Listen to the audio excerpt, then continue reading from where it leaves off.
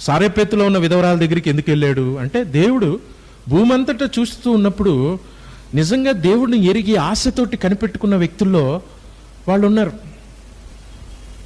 కొంతమంది ఉన్నారు రియల్లీ. తన వారెవరో తన వారికి, యేసుప్రభు వారికి తెలుసు.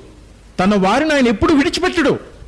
వాడు అగాధ కూపంలో ఉన్న, మరణ ఛాయల్లో ఉన్న, లోతుల్లో, సముద్ర గర్భంలో, చేప కడుపులో ఉండి మొర్ర పెట్టినా కానీ దేవుడు వాడిని బయటికి తీసుకొస్తాడు. అతని ప్రాణమును నువ్వు సమాధిలో విడిచిపెట్టవు, అతన్ని కుళ్ళు పట్టనివ్వు, అతన్ని బయట చేరుస్తావు. నువ్వు అతని సమస్యను నువ్వు బయటికి తీసుకొస్తావు. అతడు నన్ను ఎరిగినవాడు గనక, అతడు నన్ను నమ్ముకున్నవాడు గనక నేను అతన్ని విడిపించి గొప్ప చేసేదను.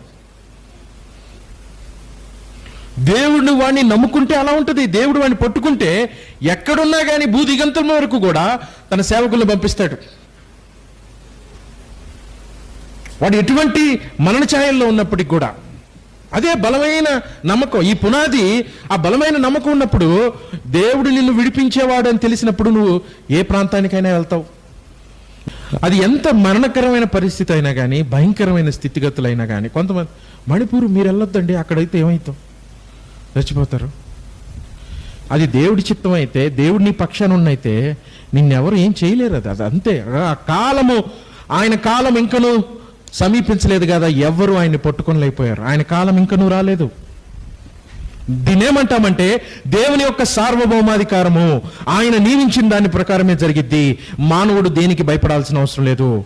I am in the hands of God. దేవుడి బలిష్టమైన చేతిలో నేనున్నాను. లేకపోతే మానవుడు క్రియలు చేయలేడు.